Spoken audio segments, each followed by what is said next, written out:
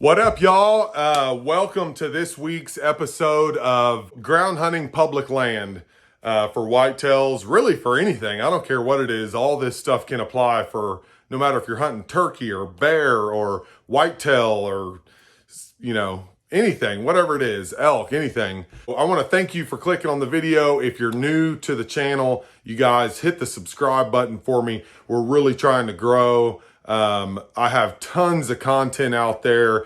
Any questions that you have, I'm more than willing to answer. This week's shout outs, I want to give a shout out to every one of you guys that purchased a hat. You guys blew it out of the water, man. I left it up to y'all if you wanted to pay more money than what I was asking for the hats. And 90% of y'all have overpaid for a hat, for a Flatlander cap. And some of you guys just, the messages and stuff I'm shocked, to be honest with you. And with that kind of support, there's no doubt in my mind that we will grow this channel to be one of the top on YouTube, the top period in all of the hunting community. That's the power, I believe, that's backing me behind this Flatlander channel, you guys. So thank you very much. If you do want a Flatlander hat, one that's not sweated on or anything like that, hit me up at flatlanderhunt@yahoo.com. Now, let's get into this week's episode, okay?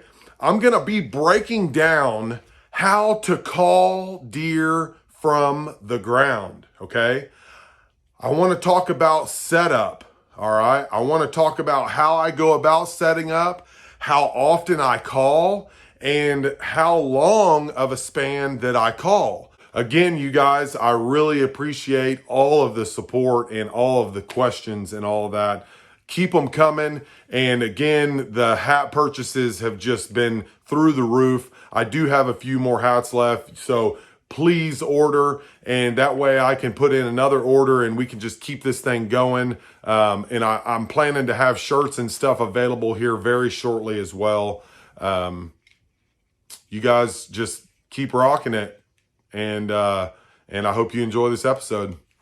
Okay, y'all, here's my piece of property that I am going to be ground hunting. We're just going to use Kentucky, okay? This is where I killed my buck, in Kentucky, and I want to break down what I did and why I do what I do, okay? So let's go in here and let's mark this thing up. So I'm going to use this pencil here, and I'm going to mark out the roads, okay? First, let me show you my boundary, okay? This is basically the corner. This is basically the corner of the property up here. I parked my truck. There's a road that runs. Let me change this color here. So there's a road. Basically everything that you see right here is property that I can hunt, okay? There's a road that runs right down into here, down this ridge, okay? And just so y'all kind of get an idea, this is a ridge that runs right here, and this is a ridge that runs right here, and then there's another ridge that's over here, okay? So those are all hilltops, so let's keep that in mind. And all of this down here, this is all cornfields that's planted with corn, okay? All these fields that you see, this is all corn down in here, okay? So I went down and I scouted all of this area down here.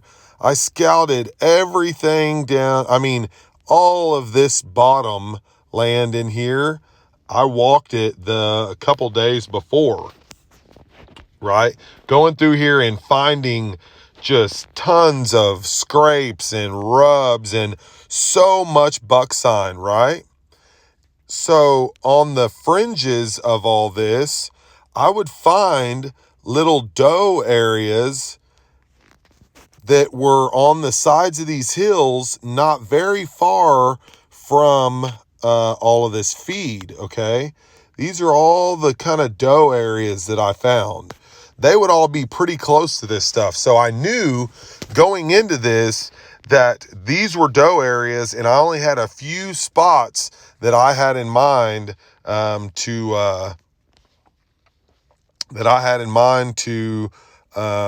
go in and hunt, right? So I go up and I parked my truck right up here,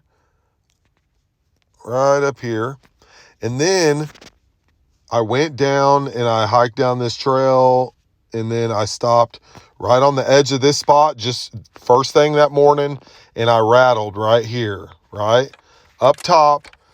My thermals are kind of falling, so I situated myself to where I thought I was in a good area, thinking that bucks were going to come from somewhere like back in here, crossing to go to bed, right? So that spot didn't work out. So I continued on and I went across and I went over to the other ridge that runs right there. We're going to call these our ridges right here and right here. That's a ridge, and then another ridge over here. Okay. So then I decided, I rattled once over there. I was like, okay, this ain't working out. I'm going to have to keep on moving. So I went up, got on top of this ridge, and then got down on just down right here on this side of this. This is a little valley that runs right up in here, right? And that was my next setup that morning. So I knew that these deer were feeding down in this area, in this bottom, and in the mornings, as soon as the sun would come up, those guys would all go up into the hills, up into here like this, and bed down somewhere away from all the roads and the people, okay? So if you see what I'm saying, like, you have to eliminate the areas, you know, that this is all doe bedding in here, and this is all doe bedding in here. And this is also going to be a red zone, because anytime there's a food plot like this, y'all, this is where other hunters are going to be setting up. Anywhere that it's clear and it's easy to walk, they're going to set up in these areas, right? So this hunt was perfect to be able to show you that, you know, my first setup didn't really work out over there. And so I came over here to this hillside, and I mean, that setup worked just perfect, absolutely perfect. So that's the kind of stuff that you want to look for.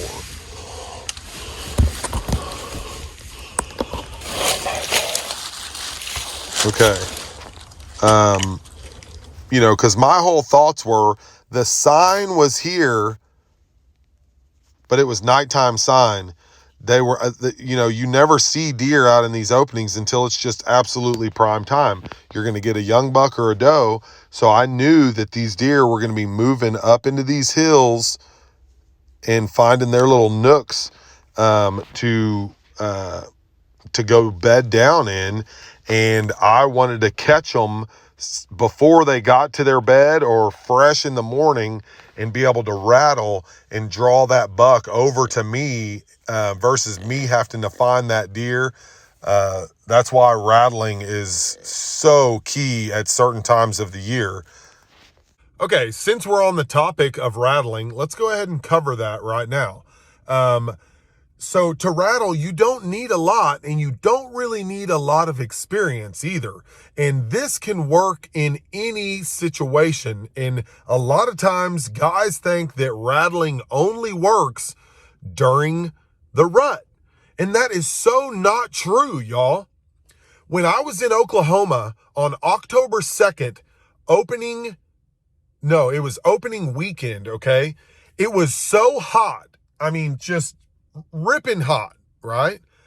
And right before I shot my buck, I could hear two bucks down there sparring and kind of testing the waters, I guess you would say, with each other to try to, maybe they were kind of developing their pecking order and testing each other's strengths, but they were rattling, okay? My daughter on youth season, third week in October a couple years ago, I rattled in a super old buck that, I mean, came running in like it was the rut, okay? I rattle in deer from October all the way through December. Don't ever let anybody fool you. When they have those hard horns, when they are out of velvet, they have that urge to breed, even after the rut is long and gone. When they hear that sound, it is an instinct for them a lot of times to go check it out and see what the deal is, okay? So always keep in mind of the rattling. Now, let's break down a couple of scenarios of bucks that I've rattled in, and I want to show you what it looks like and how I go about rattling in some of these deer, okay? Right here. Okay, so this is one of my favorite spots, and as you can tell, this is still pretty early in bow season, okay? When I rattle in here, y'all, I want you to make as much noise as you possibly can. Thrash the brush around you. Just really get into it, okay? And keep in mind, I always snort wheeze because that's a buck telling or a deer telling another deer that, hey, you better get back or we're fixing a fight.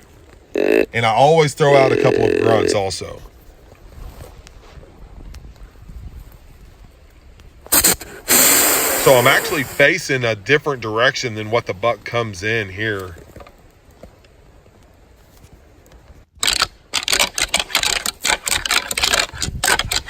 You see me kind of hit that brush here and there.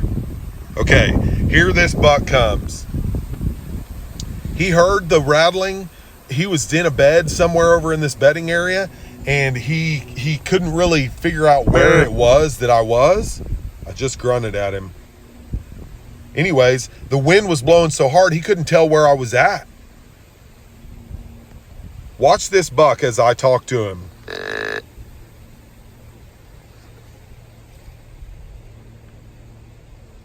He knows I'm somewhere over there. Now I have to ramp it up a little bit and snort wheeze to get his attention. And then he hones in on me.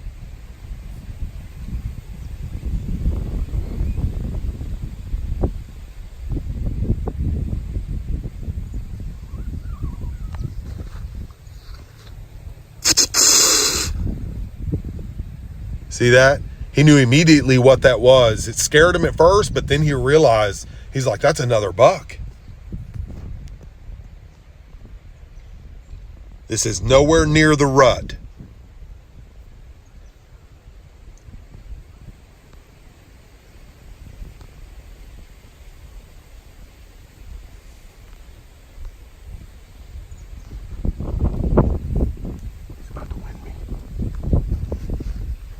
Man, the quality's not near as good as it is nowadays. My footage was pretty grainy. Give him a little aggressive grunt.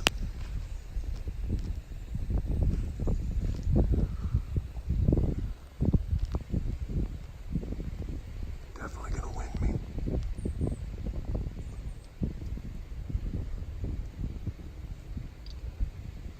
He's directly downwind. In case you guys are wondering, I do use some cover scent. I won't talk, I'm not going to tell you what it is. It's nothing that you can buy at the store. It's 100% natural, and it works so good. I only usually use it whenever I am rattling because you can never tell which direction a buck is going to come running in from. Snort wheeze again. I'm trying to get him thinking there's something going on.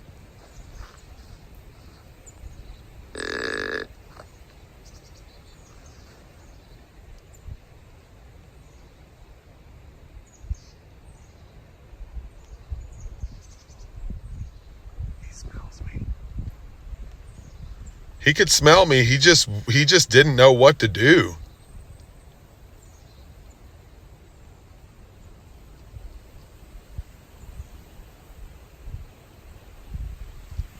This was actually the first day that I had my buck tag, and I just wasn't ready to fill it on this young deer.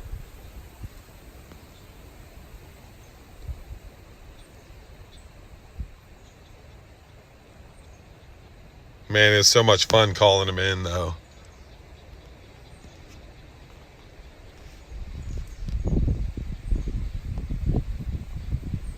So let's move on and let's look at another situation where I was calling this same time of year and had I always have really good success whenever I do this early season. You would be surprised. Once they become hard horn, they're ready to fight, y'all. Guys, keep in mind that I can only show you so much in a video. So these setups sometimes go from 5 minutes to 35 minutes.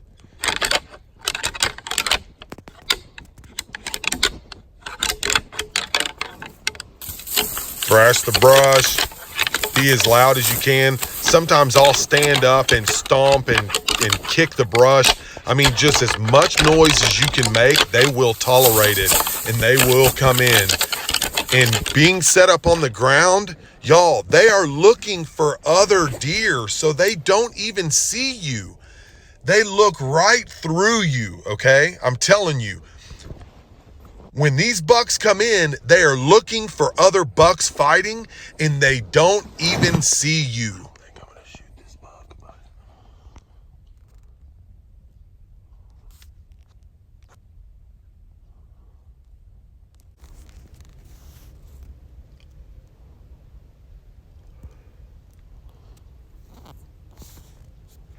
This buck comes in, I glassed him up, and I mean, I've got the wind kind of hitting me on my left shoulder here. He was walking right in with the wind at his butt. And I mean, he just come right up, and y'all, he started making a scrape right there in front of me.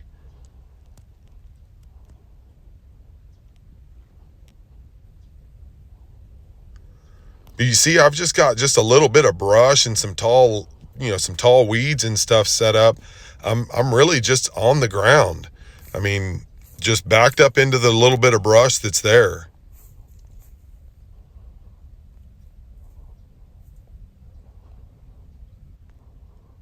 I probably should have shot this buck right here, but he was definitely old enough. I was really, I had shot a great 10-point out here a couple of years ago, and I decided to pass because it was just, a day or two into having my buck tag, and I had a whole 2 months left to hunt. So I was being kind of picky. I didn't want the hunt to end yet, really. This buck gave me so many opportunities just to smoke him.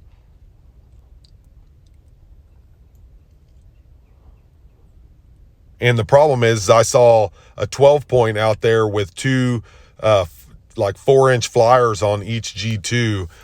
So I was kind of hoping to find him again.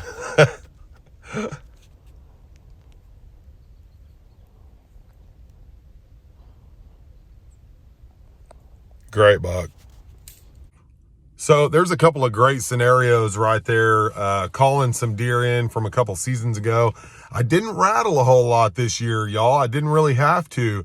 I killed my buck in Kentucky rattling. I would recommend that you go back and watch some of my other videos where I'm rattling in deer and stuff like that, and just watch what I do, y'all. Pick that stuff apart and try to pick up every detail that you can, because I try to show you as much as I can, but I'm taking 5 hours of footage and knocking it down to 30 minutes. It's really hard for me to show you the struggle or the time frame, the timeline that it takes for me to rattle in a deer sometimes. Sometimes it's just seconds. And then, like Kentucky, I spent days and days trying to rattle in my first buck, and I knew it was prime time. I just don't think I was reaching the deer. I don't think the deer density on the places I was hunting was very high. I think there was, there's a lot of private property that could be involved around there that those deer hide on. Or I could just be a crappy, hill country hunter. I don't know. But You know, the whole key is just keep doing it, and you're gonna have to fail 90 times out of 100 you're gonna fail, really 99. It takes all of that failing, y'all, to be able to learn. So don't be afraid to go out there and try this. Calling is huge practice. I mean, I'm addicted to it because of elk hunting and because of my whitetail hunting.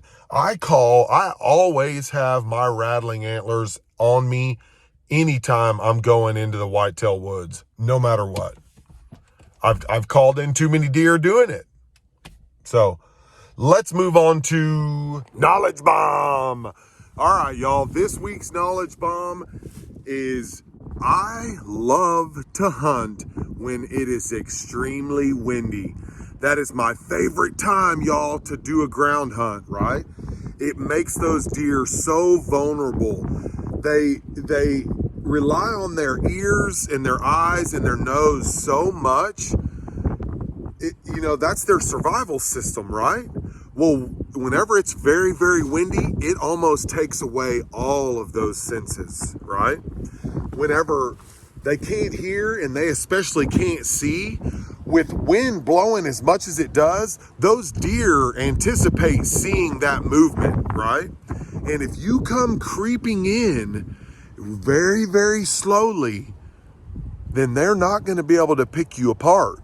I don't know how many times I've been out on a super windy day or right before a storm. Those deer can't help but stand up and keep an eye out all the time because everything is moving in the woods, right? You can just about walk right up to them, y'all. So I want you to try this. Next time it's going to be a super windy day, go out in the woods, see if you can find some deer, and look how easy it is stalking up on them. Watch me creep up on these does.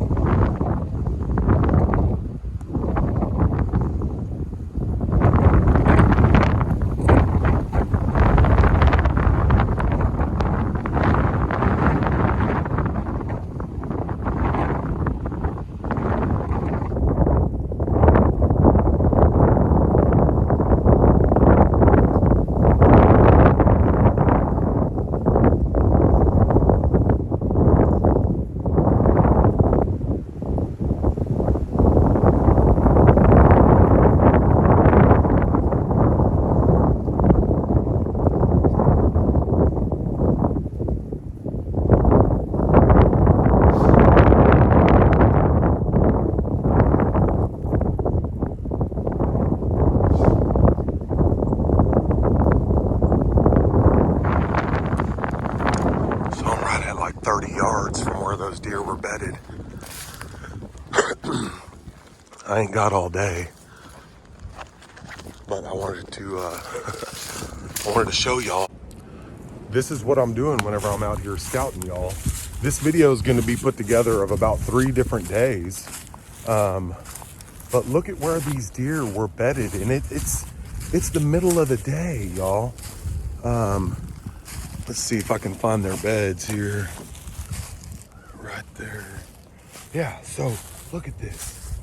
I don't know if you can see this. Let me turn the camera around so I can really try to show you the beds here and what they were doing. All right. So you can see all these little beds right here, right?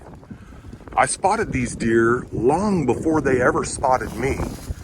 And so they were situated like this right here. They were kind of facing directly at me, okay, with their butts this direction. So if we take a look at the wind, see how I had it coming from, it wind's blowing from my right to my left.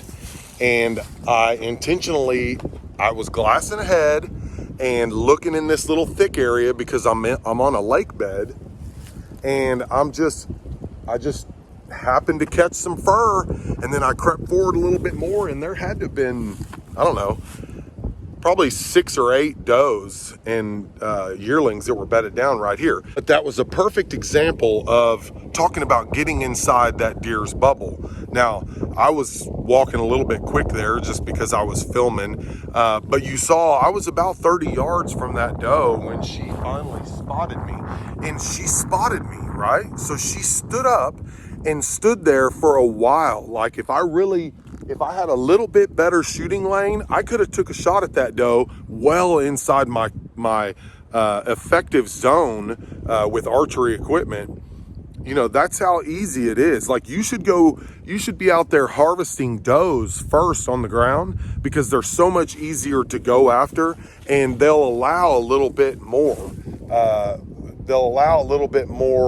Movement, I guess, or what am I trying to say? They're a little more lenient on letting you walk in on them pretty close. See, there's a good rub right there. Great little spot. When you're hunting on the ground, the best days to do it are the days that the other guys don't want to. The windiest days, the nastiest days, that's whenever I'm out hunting, because all of the movement in the woods allows for you to creep up and get closer, okay? The deer are expecting to see movement.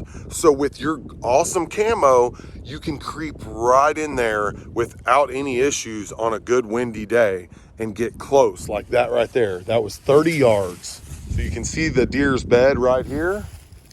I was on the trail right back there at that willow, this big willow right here. I was just behind that. So I'm gonna range it. There we go. I was right beside that tree right there.